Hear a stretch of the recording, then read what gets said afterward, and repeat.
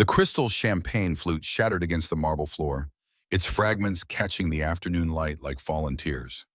Isabella Rothschild stood frozen, her emerald eyes wide with something no one in the mansion had ever seen before. Genuine shock.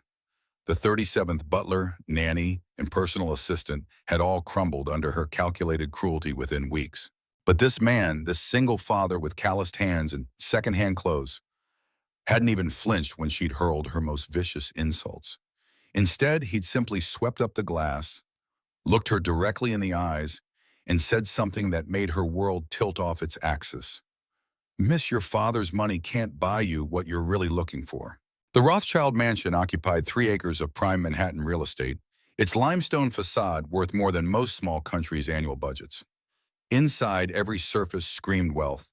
Italian marble floors that cost $200,000 per room, crystal chandeliers worth more than luxury cars, paintings that museums begged to borrow. Richard von Rothschild III had built an empire spanning real estate, technology, and private equity. $800 million in assets, according to Forbes, 0 successful relationships with other human beings, according to anyone who knew him personally. His daughter Isabella had inherited his business acumen and multiplied his emotional dysfunction.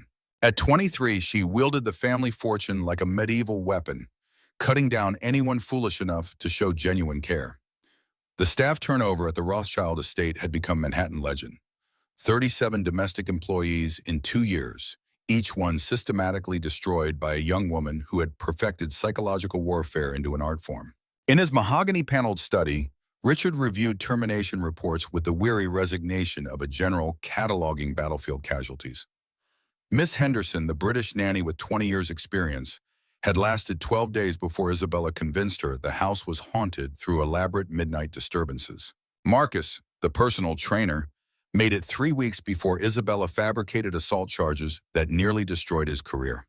Catherine Morrison, the Harvard psychologist who'd worked with troubled teens for 15 years, was professionally ruined in 6 weeks through a carefully orchestrated public humiliation. Across from Richard sat his latest hire, secured through a small family agency that specialized in what they euphemistically called challenging placements. James Miller looked exactly like what he was, a man hanging on to middle-class respectability by his fingernails.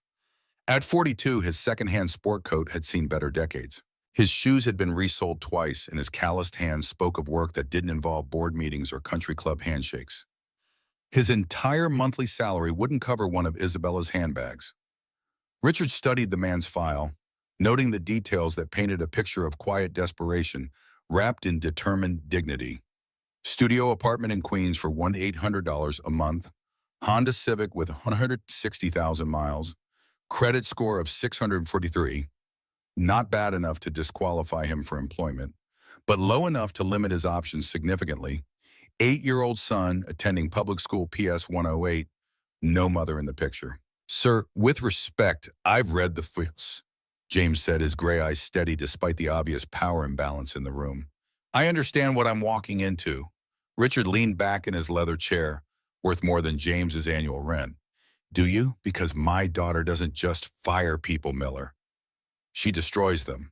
She finds their vulnerabilities and exploits them until they quit. Or worse, until they do something that justifies criminal charges. She's brilliant. She's beautiful. And she's completely without conscience when it comes to people she perceives as beneath her station. The assessment was delivered without emotion. A father describing his daughter with the clinical detachment of a doctor discussing a particularly virulent disease. Richard had long since passed the stage of making excuses for Isabella's behavior or harboring illusions about her capacity for change. James absorbed this information without judgment, his expression remaining neutral. 3 years of single parenthood after his wife's death had taught him that desperate people made desperate choices, and he was in no position to criticize anyone else's survival strategies. What exactly do you need from me? He asked. Survive 1 year. If you can last 1 year in this house without quitting, without having a breakdown, without giving Isabella ammunition to destroy your life, I'll double your salary and provide a recommendation that will get you any security position in the country. The offer was generous enough to suggest how difficult the position truly was. Richard wasn't just hiring security. He was hiring a professional target, someone willing to absorb his daughter's psychological abuse in exchange for financial compensation. And my son, 8 years old, according to your file, lost his mother in a car accident. Richard's expression softened almost imperceptibly, the first sign of genuine human emotion he'd shown during the interview. The health insurance through this position is comprehensive. Best pediatric care in the city, educational support if needed. Your boy will be taken care of. James nodded once, sealing a deal that would either provide his family security or destroy what remained of his emotional stability. When do I start? Richard's smile held no warmth. You already have. She's been watching this conversation from the security monitor in the kitchen. Isabella Rothschild descended the grand staircase like a predator in Louboutin, every detail of her appearance calculated for maximum psychological impact. Her dress cost $20,000 and flowed around her like liquid silk. Her emerald necklace, worth more than most people's homes, caught the afternoon light with deliberate precision. She'd learned it early that wealth was only powerful if you knew how to weaponize it, and she'd spent years perfecting the art of intimidation through opulence. "Oh, so you're the latest sacrifice," she said, circling James like a shark who'd caught the scent of blood in the water. Her voice carried the precise diction of a private school education and the casual cruelty of someone who'd never been denied anything. James Miller, age 42, widowed, one child, currently living in a studio apartment in Queens that rents for $1,800 a month. Your credit score is 643. You drive a Honda Civic with 160,000 miles, and your son Tommy attends public school PS 108.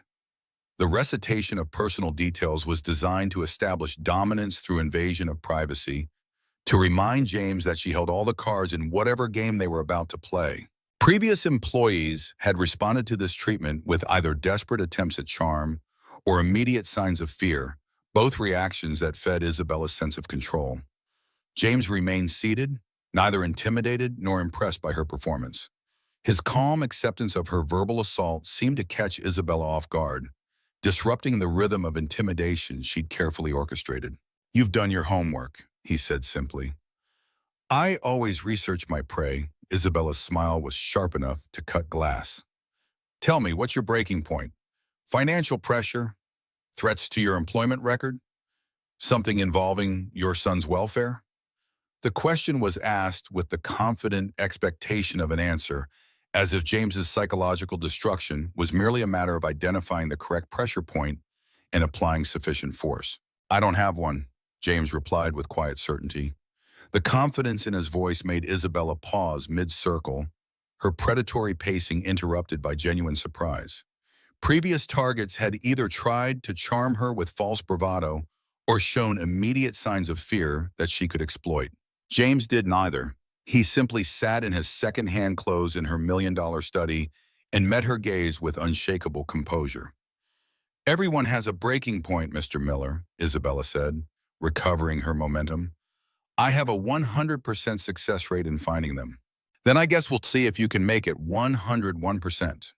The challenge was issued without aggression or bravado, simply stated as fact. For the first time in her adult life, Isabella found herself facing someone who seemed genuinely unimpressed by her wealth, unmoved by her threats, and uninterested in the psychological games that had defined every relationship she'd ever had. The realization was both thrilling and terrifying. Isabella's campaign against James began with a deliberately impossible request. She needed breakfast prepared exactly 7 minutes before she came downstairs. Not 6, not 8, but precisely 7 minutes. The timing was calculated to create chaos in the kitchen while giving her grounds to criticize whatever solution the staff improvised. When James arrived to find Maria, the head housekeeper, frantically trying to coordinate the impossible schedule, he simply introduced himself and asked for the basic routine. Maria explained in heavily accented English that there was no routine, that Isabella changed everything daily to keep everyone off balance, that yesterday's preferences would be today's cause for complaint. James absorbed this information without criticism or frustration, then rolled up his sleeves and began working with the kitchen staff to create a system that could handle unexpected demands. When Isabella glided into the dining room, expecting chaos and excuses, she found fresh fruit, perfectly prepared eggs Benedict, and coffee at exactly the temperature she preferred. The efficiency was infuriating because it gave her no legitimate grounds for complaint. When she declared the eggs overcooked, James offered to have them remade. When she criticized the hollandaise as too thick, he thanked her for the feedback and promised to inform the chef.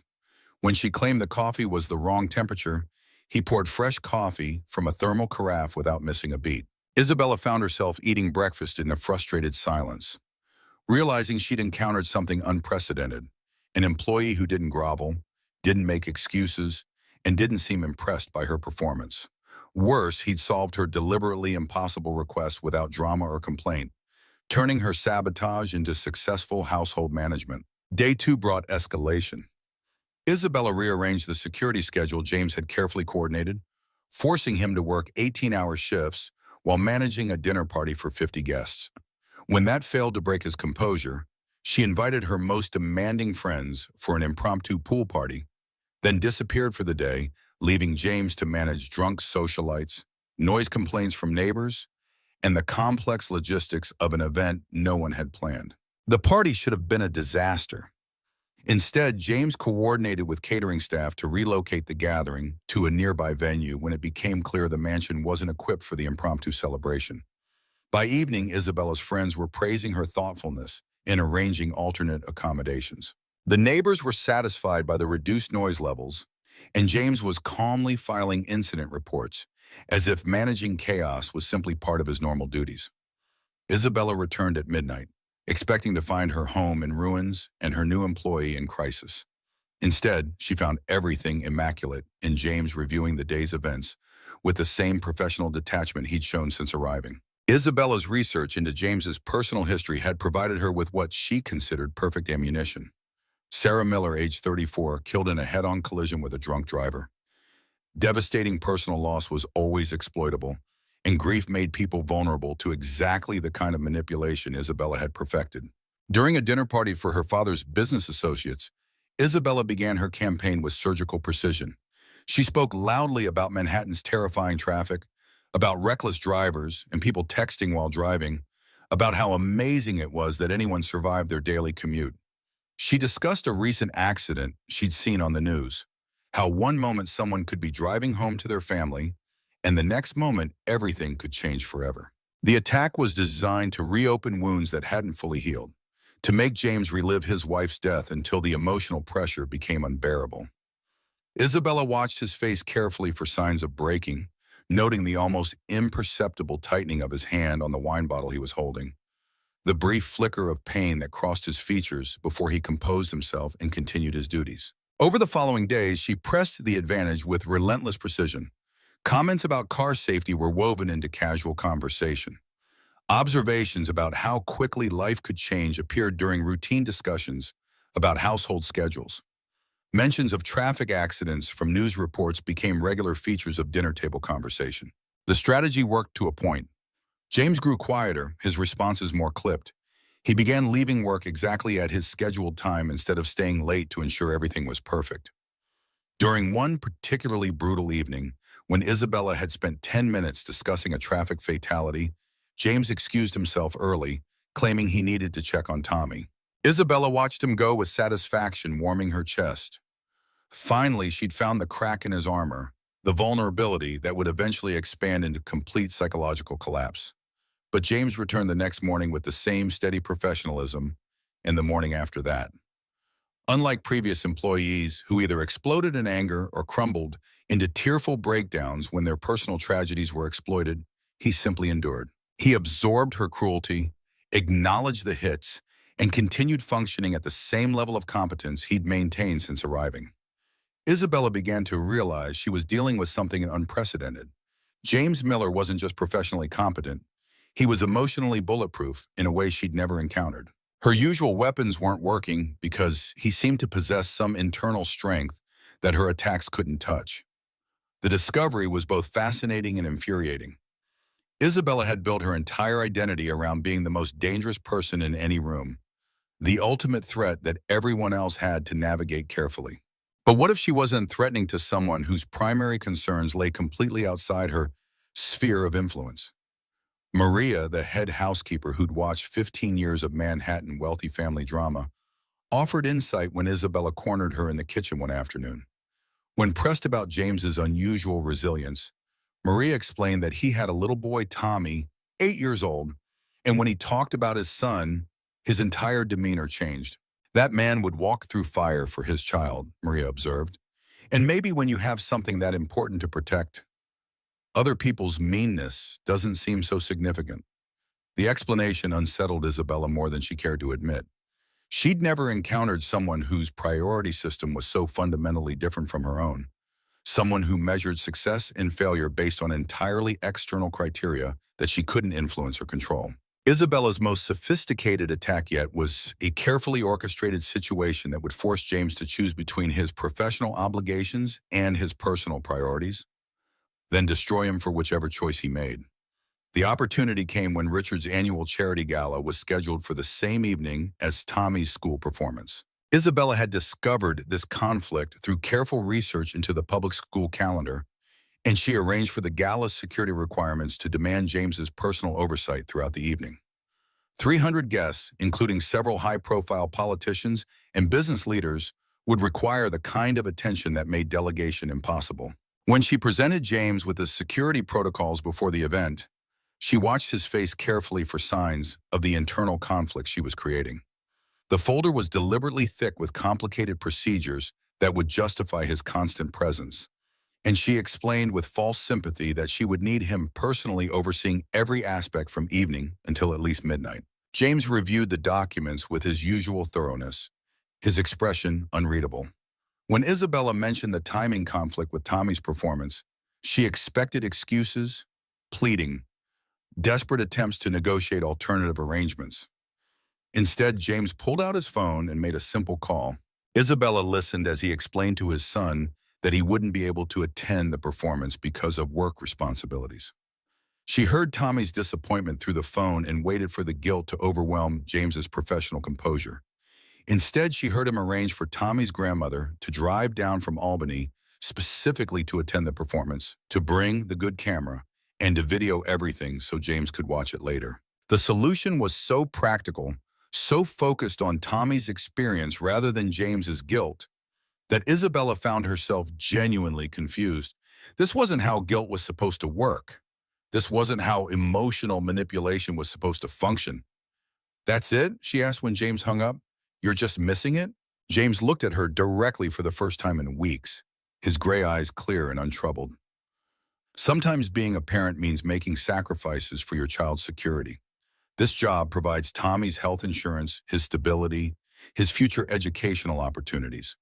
Missing one performance to protect his long-term welfare isn't a sacrifice. It's responsible parenting. The simple statement hit Isabella like a physical blow, cutting through her cynical worldview with devastating clarity. When had anyone ever sacrificed anything for her benefit? When had love looked like difficult choices instead of easy gestures? When had someone prioritized her security over their own immediate happiness? The charity gala raised $2.8 million for childhood cancer research, a record that would be mentioned in newspaper coverage and society pages for weeks afterward. Isabella played perfect hostess, charming donors, and managing egos with the skill of someone trained from birth for such performances. But throughout the evening, she found herself watching James coordinate security with quiet efficiency. She observed how he treated every staff member with equal respect, regardless of their position in the hierarchy, how he handled multiple crises without drama or complaint, how he maintained the same professional demeanor, whether dealing with billionaire donors or part-time serving staff. There was something fundamentally different about his approach to other people, a baseline of human dignity that he extended universally. During a brief lull between dinner and the auction, Isabella approached him near the main entrance, where he was coordinating with external security teams. "The event is going well," she said, unsure why she felt compelled to acknowledge his competence. "Thank you, miss. Your father should be pleased with tonight's results." Isabella found herself asking a question that had been bothering her all evening. "Do you ever resent having to make choices like tonight, missing Tommy's performance for work?" James was quiet for a moment, his gray eyes thoughtful as he considered how to answer. "Miss Rothschild, Resentment is what happens when you think you deserve better than what life gives you. I don't deserve anything beyond what I can earn through my work and what I can protect through my choices. Tonight, I earned Tommy's continued security and I protected his future opportunities. That's enough. The philosophy was devastating to Isabella because it contradicted everything she'd been taught about entitlement and expectation. She'd spent her entire life believing she deserved everything she wanted simply by virtue of existing, that the world owed her happiness and satisfaction and immediate gratification of every desire. But what about happiness, she pressed. What about what you want for yourself? What I want is for Tommy to grow up safe, healthy, and proud of his father, James replied without hesitation.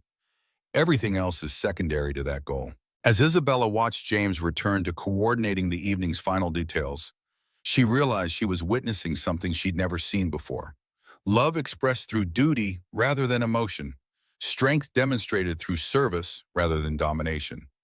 For the first time in her adult life, she felt small, not because someone had diminished her, but because someone had revealed the poverty of her own character through their quiet dignity. Isabella found herself observing James more carefully, not to identify weaknesses she could exploit, but to comprehend the source of his unshakable composure. She noticed how he thanked the kitchen staff for every meal, how he helped Maria when her arthritis made certain tasks difficult, how he coordinated repairs and maintenance with the same attention he gave security protocols. More unsettling, she began noticing her own behavior through what she imagined might be his perspective. The casual rudeness she'd always justified as maintaining high standards started feeling petty and unnecessary. The elaborate schemes she'd devised to test people's loyalty felt cruel rather than clever. The constant, low-level hostility she maintained toward everyone around her seemed exhausting rather than empowering. Maria, with the bluntness of someone who'd worked in the house for 15 years, observed that Isabella was different lately. The same person who had driven away 36 previous employees would have destroyed James by now, or at least made him miserable. But Isabella wasn't trying so hard to hurt him anymore. The observation troubled Isabella because it was accurate. Somewhere along the way, destroying James had stopped feeling like entertainment and started feeling like loss. She couldn't articulate what she would be losing, but the prospect of his departure had begun to create anxiety rather than anticipation. Tommy's first visit to the mansion transformed Isabella's perspective. She watched from an upstairs window as James's Honda Civic pulled through the estate gates, trying to see her world of privilege through the eyes of an 8-year-old boy from Queens. She noted how the limestone facade and perfectly manicured grounds must appear to someone for whom luxury was theoretical rather than routine. Tommy emerged from the car, clutching his father's hand, his eyes wide as he took in the fountain that cost more than his school's annual budget, the gardens that required a full-time staff to maintain, the garage that housed cars worth more than most people's homes.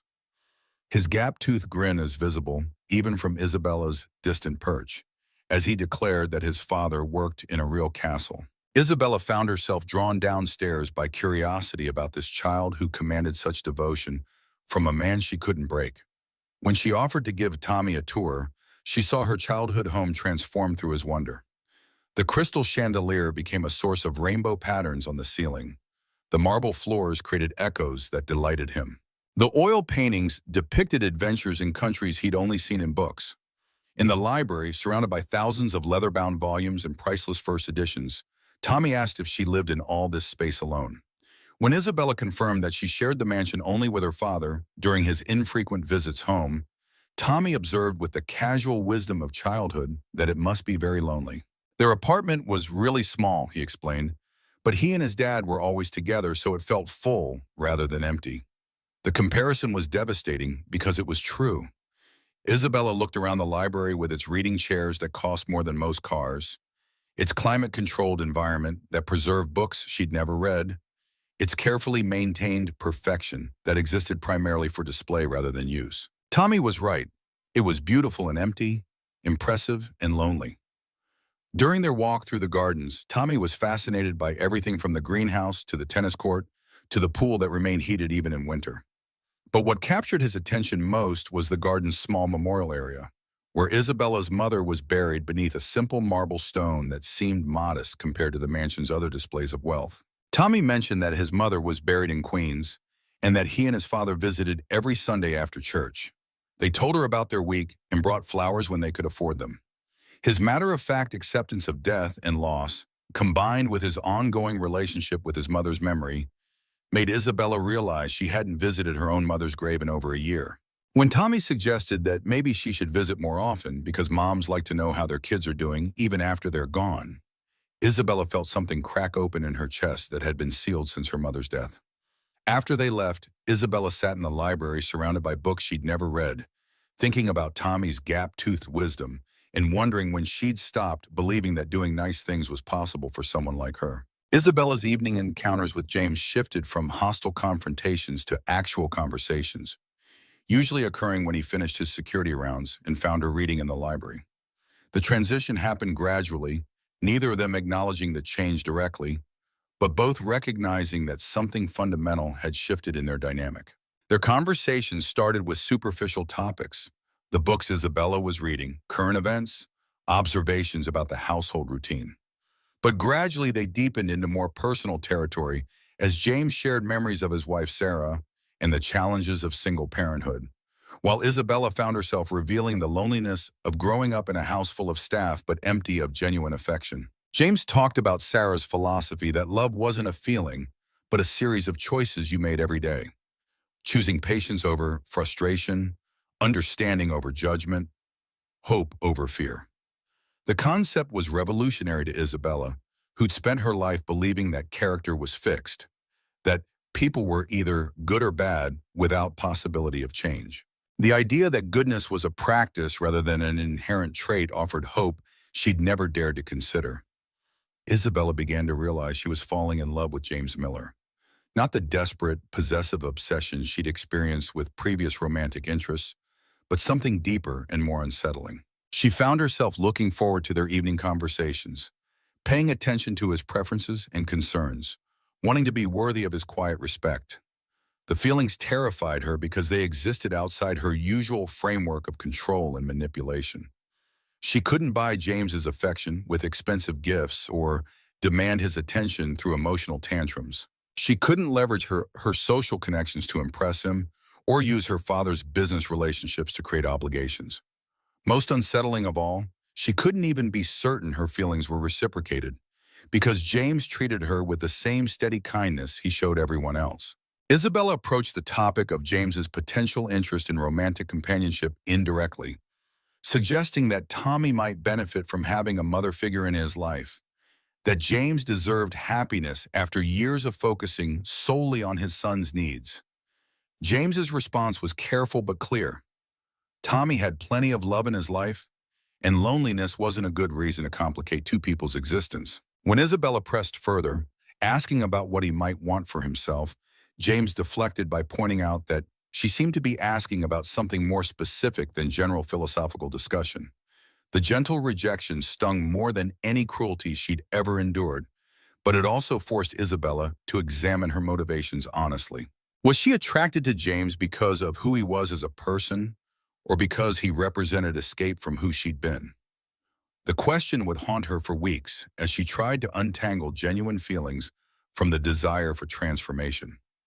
Devastating news tested everything Isabella thought she understood about herself and the people around her.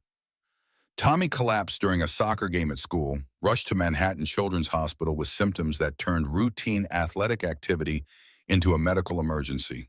The call came while Isabella was reviewing charity board proposals in her father's study, and she was in her car before the doctor finished explaining the situation. She found James in the pediatric ward waiting room, his usual composure completely shattered.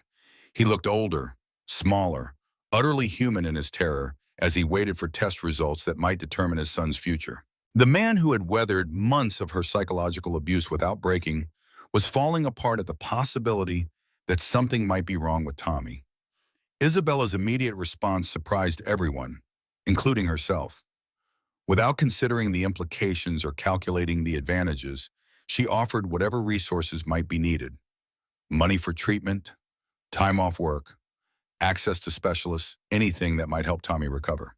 When James protested that he couldn't accept such help, Isabella cut him off with uncharacteristic sharpness, pointing out that this wasn't about him or his pride, but about an 8-year-old boy who might be seriously ill. The following days brought confirmation of the devastating diagnosis: acute lymphoblastic leukemia, caught early, but requiring immediate and aggressive treatment. Isabella threw herself into coordination with an intensity that surprised everyone who knew her.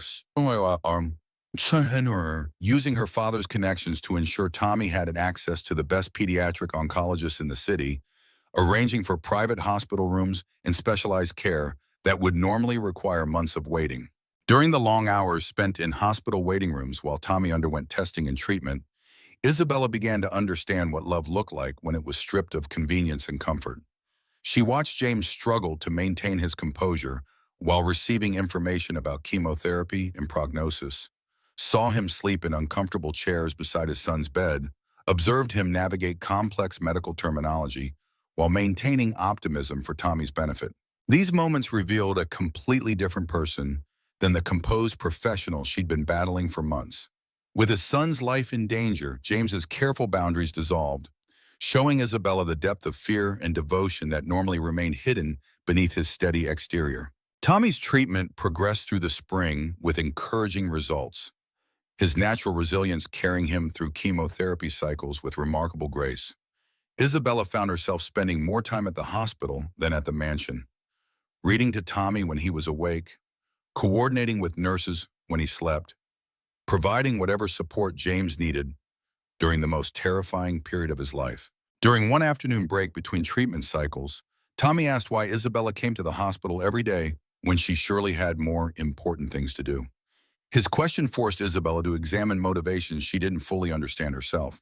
She tried to explain that she came because she cared about him and his father, because family took care of each other during difficult times. When Tommy asked if that meant they were family now, Isabella felt her throat tighten with emotions she couldn't name. His gap-toothed grin as he declared that families stick together when things are scary became one of the most precious moments of her adult life. As Tommy's treatment showed encouraging results, Isabella began to recognize feelings that went beyond friendship or protective affection. She was in love with James Miller, deeply, completely, in a way that made her want to be worthy of his respect and Tommy's trust. But more than that, she was in love with the person she became around them. Patient instead of demanding, thoughtful instead of impulsive, generous in ways that had nothing to do with money. The realization was both exhilarating and terrifying because it existed completely outside her previous experience with relationships based on social compatibility and mutual advantage. What she felt for James was based on respect for who he was as a person, admiration for his character and values, and deep appreciation for the way he'd helped her become someone she actually liked. With Tommy's most encouraging test results yet, clear signs that the cancer was responding well to treatment, Isabella decided to act on her feelings. They were in the hospital parking garage after receiving the good news, both emotionally drained from months of medical terminology and cautious hope. Isabella's confession came out in a rush of words she'd been rehearsing for weeks. She told James that she was in love with him, that she knew the timing was terrible and their situations were complicated, but that she needed him to know her feelings went far beyond gratitude or friendship. She spoke about wanting to choose him and Tommy every day the way he chose his son, about building the family they'd become during hospital visits and recovery days. James's response was gentle but devastating. He thanked her for trusting him with something so personal, but explained that what she was feeling wasn't love. It was gratitude and affection intensified by the stress of Tommy's illness. The intense experience had created confused emotions that she was mistaking for romantic love. When Isabella protested that she knew the difference between gratitude and genuine feeling, James took her hand with gentle finality and explained that even if her emotions were real, they came from completely different worlds. She was Richard Rothschild's daughter, worth hundreds of millions of dollars, with opportunities and expectations he couldn't even imagine. He was a single father working security for her family, and that gap couldn't be bridged by feelings alone. The conversation continued for another 20 minutes, with Isabella arguing passionately against every practical concern James raised, and James gently but firmly maintaining his position that their differences were insurmountable. The rejection was delivered with such kindness that it hurt more than any cruelty could have, because it forced Isabella to confront the reality that her feelings alone weren't enough to overcome the obstacles James perceived. That night, Isabella lay awake in her beautiful empty bedroom, replaying every word of their conversation and trying to understand how something that felt so right to her could seem so impossible to James. She thought about all the relationships she'd observed over the years, superficial connections based on social compatibility and mutual benefit, transactions disguised as affection, performances masquerading as intimacy. What she felt for James was different from all of those experiences. But as the days passed and James maintained professional distance while continuing to be unfailingly kind regarding Tommy's care, Isabella began to understand that her feelings alone weren't enough to bridge the gap he perceived between their worlds. Tommy's final round of chemotherapy brought the news that his cancer was in complete remission. The celebration at the hospital was subdued but deeply felt. Doctors cautiously optimistic, James quietly tearful with relief, Tommy already planning his return to baseball season. Isabella felt included in their joy, while simultaneously recognizing that the medical crisis that had brought them together was ending, and with it, her natural role in their lives. The conversation Isabella had been dreading came gently, with James establishing boundaries now that Tommy's health was no longer in question. He explained that Tommy would return to normal school activities, that he would be transitioning to a new position that offered better advancement opportunities and a more stable schedule for his son's routine. Isabella recognized the careful preparation for departure in his words, the way he was beginning to separate their lives now that the emergency was over. When she pressed him about the change, James acknowledged that their situation had become complicated in ways that weren't sustainable long-term. The final conversation between Isabella and James took place in the mansion's library on a warm evening, surrounded by books that had witnessed the evolution of their relationship from hostility through friendship to something neither of them could quite name. James spoke carefully about the growth Isabella had shown over the past year, the remarkable changes in her character and behavior that had transformed her from someone destructive into someone genuinely caring. But he also explained that those changes had occurred in a very controlled environment, while she lived in a mansion with unlimited resources and staff handling every practical detail of her existence. She'd never had to test her new values against real hardship, real scarcity, real consequence. When Isabella protested that she was capable of handling real life, James replied that he believed she was capable of anything she set her mind to.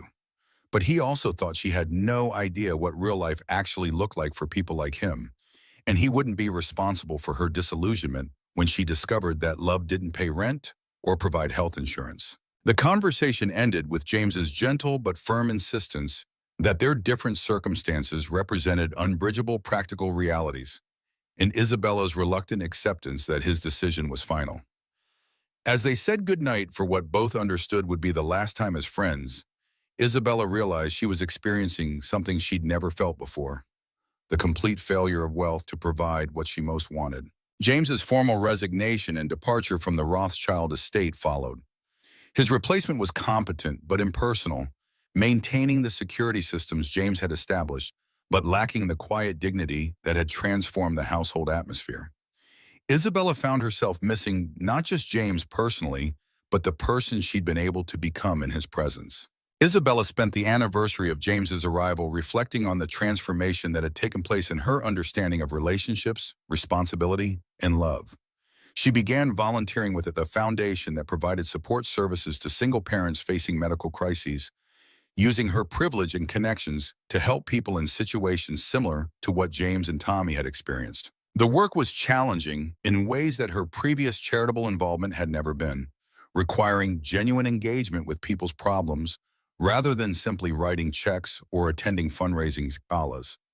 But it was also deeply satisfying, offering Isabella a sense of purpose that existed independently of her wealth or social position.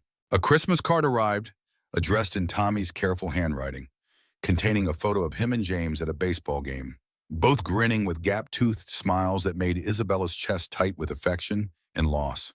On the back, Tommy had written, "Thank you for teaching me that families can have all different shapes. Love, Tommy and Dad." Isabella placed the photo on her desk at the foundation office, where it served as a daily reminder of what she learned about love during those months of hospital visits and evening conversations. James had been right about love being a series of daily choices, and Isabella was finally learning to make choices based on other people's needs rather than her own desires. Sometimes, late at night in her smaller apartment across town, she'd moved out of the mansion shortly after James left. Isabella thought about him and Tommy and wondered if they were happy, if Tommy remained healthy, if James had found someone who could love them both without complicating their carefully constructed stability. The thoughts brought sadness but also genuine hope. Isabella discovered she wanted them to be happy, even if that happiness didn't include her, a realization that marked perhaps the most significant change in her character. For the first time in her life, she was capable of loving someone enough to let them go. On quiet evenings, when her work at the foundation was particularly challenging, when she encountered families struggling with medical bills and insurance complications, and the thousand daily difficulties that accompanied serious illness, Isabella would remember James's words about love being daily choices rather than feelings. She was learning to choose service over selfishness, patience over frustration, hope over despair. The lessons weren't always easy to apply. There were days when her old patterns of thinking reasserted themselves, when she caught herself trying to solve problems with money rather than understanding, when the impulse to control outcomes through wealth and influence felt stronger than her commitment to respecting other people's autonomy. But those moments became less frequent as Isabella developed new habits of thought and behavior, as she practiced the kind of love James had tried to teach her, love that honored the other person's right to make their own choices, even when those choices caused pain. Isabella received an invitation that surprised her. Tommy was turning 10, and he wanted to celebrate his birthday at the mansion again.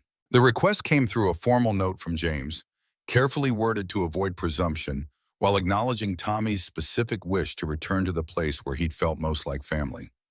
Isabella agreed immediately, understanding that this might be her last opportunity to see them both. She coordinated a small celebration in the garden. Nothing elaborate, but everything perfect for a 10-year-old boy who still believed in the magic of castles and the importance of being surrounded by people who loved him. During the party, as Isabella watched Tommy play with his school friends in the same garden where she'd once learned to see wonder instead of entitlement, she realized how much had changed since that first Christmas visit. She was no longer the person who'd taken pleasure in destroying others, no longer someone who measured her worth by her ability to control and manipulate. More importantly, she was no longer someone who needed to possess what she loved. Watching James's quiet contentment as he supervised his son's celebration, Isabella felt genuine happiness for their well-being that existed independently of her own desires or disappointments. As the party wound down and guests prepared to leave, Tommy approached Isabella with the serious expression he wore when discussing important matters. "Miss Isabella," he said, "Dad told me you help other kids now whose moms or dads get sick like I did. You try to help their families. That's good. You're really good at taking care of people."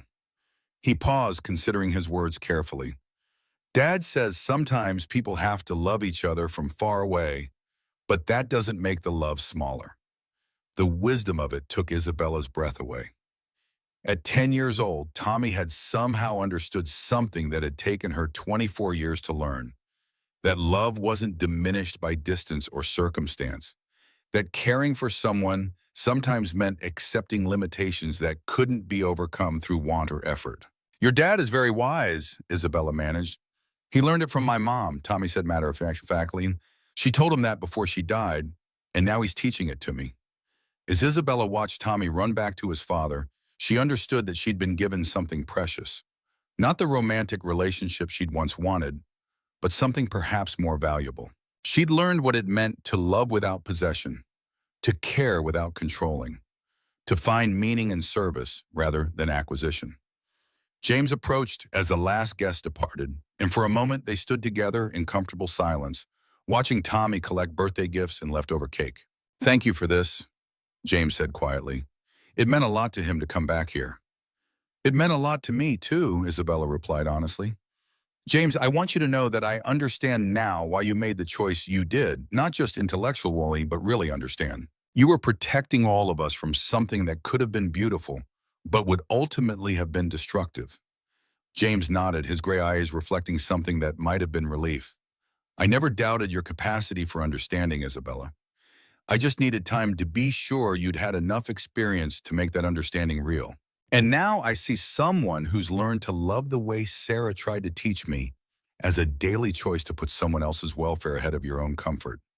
The acknowledgement was worth more than any declaration of romantic love could have been, because it represented recognition from someone whose opinion she'd come to value above all others. As James and Tommy prepared to leave, Isabella realized this was goodbye in a way that their previous parting hadn't been. They were both different people than they'd been a year ago, both having learned and grown from their shared experience, but also both ready to build their lives independently of each other. "Will I see you again?" she asked. Not sure she wanted to hear the answer.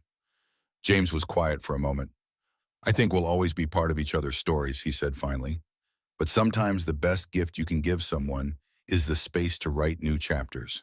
Isabella nodded, understanding that this was both an ending and a beginning, the conclusion of one relationship and the foundation for a different kind of life.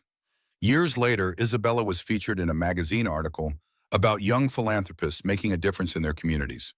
The piece focused on her work with families facing pediatric medical crises, her innovative approaches to providing support that preserved dignity while offering practical assistance. The reporter asked about her motivation for the work, about what had inspired her to focus on this particular area of need. Isabella thought about James and Tommy, about hospital waiting rooms and the sound of a little boy's laughter echoing through marble halls, about learning to love without possessing and to serve without controlling. "I learned it from someone very wise that love isn't a feeling," she told the reporter. "It's a series of choices you make every day." I'm still learning to make the right choices. The article included a photo of Isabella at the foundation office, surrounded by thank you cards from families she'd helped and photos of children who'd recovered from serious illnesses. On her desk, barely visible in the background, was a framed photo of a gap-toothed boy and his father at a baseball game. Sometimes Isabella would look at that photo and remember what Tommy had said about loving people from far away, about how distance didn't make love smaller. She discovered he was right. What she felt for James and Tommy hadn't diminished with time or separation, but it had transformed into something sustainable and peaceful. She no longer woke up each morning with the ache of wanting something she couldn't have. Instead, she woke up grateful for what she'd learned, for the person she'd become, for the opportunity to use her advantages in service of others rather than simply for her own pleasure. On quiet evenings in her modest apartment, Isabella would sometimes allow herself to imagine James and Tommy's life continuing somewhere across the city. She pictured Tommy growing taller, maybe playing baseball again, certainly maintaining the gap-toothed grin that had taught her about unconditional love. She imagined James finding someone who could appreciate his quiet strength without needing to possess it, someone who could love Tommy without trying to replace his mother's memory. These thoughts brought contentment rather than sadness because Isabella had finally learned the difference between love and possession, between caring for someone and needing them for yourself. Years later, she would tell people that the most important lesson of her life had come from a single father and his 8-year-old son who taught her that sometimes the greatest act of love is learning when to let go. She would speak about the difference between charity that creates dependency and support that empowers autonomy, about the importance of seeing people's dignity even when they need help. But she never told anyone about the champagne flute that shattered against marble floors, or about the man who looked her in the eyes and told her that money couldn't buy what she was really looking for. Some stories were too precious to share, too foundational to risk diminishing through retelling. Isabella Rothschild had learned to love without possessing, to serve without controlling, to find meaning in other people's happiness rather than her own immediate desires. It wasn't the life she'd imagined for herself at 23, but it was a life that allowed her to sleep peacefully and wake up grateful. And sometimes in the space between sleeping and waking, she would remember a little boy's voice saying that families could have all different shapes, and she would smile at the truth of it. Love, she discovered, was indeed a series of daily choices, and she was finally learning to make the right ones. The story of Isabella, James, and Tommy delivers a profound life lesson. True love is a daily choice rooted in selflessness, not possession, and it has the power to transform even the hardest hearts. Isabella, once a master of manipulation, wielding her wealth like a weapon, learns through James's quiet strength and Tommy's innocent wisdom that love isn't about control or entitlement. It's about choosing others' well-being over personal desires. James's unwavering devotion to his son, even amidst Isabella's cruelty and his gentle refusal of her love due to their unbridgeable worlds, reveal that real love respects boundaries and prioritizes dignity. Isabella's journey from a destructive heiress to a compassionate philanthropist, sparked by Tommy's cancer battle and James's philosophy of love as action, shows that personal growth comes from embracing vulnerability and serving others without expectation. This tale urges us to reflect on the choices we make in our relationships. Do we seek to control or do we uplift? It's a call to practice love through patience, sacrifice, and respect, even when it means letting go. Please share your story in the comments below. When have you chosen love over control or learned to let go for someone's sake? Your experiences light up this community. If Isabella and James's journey stirred your heart, hit that subscribe button and join us for more stories of transformation and hope. Let's inspire each other to make love a daily choice that changes lives. Subscribe now and be part of our mission to spread compassion and courage.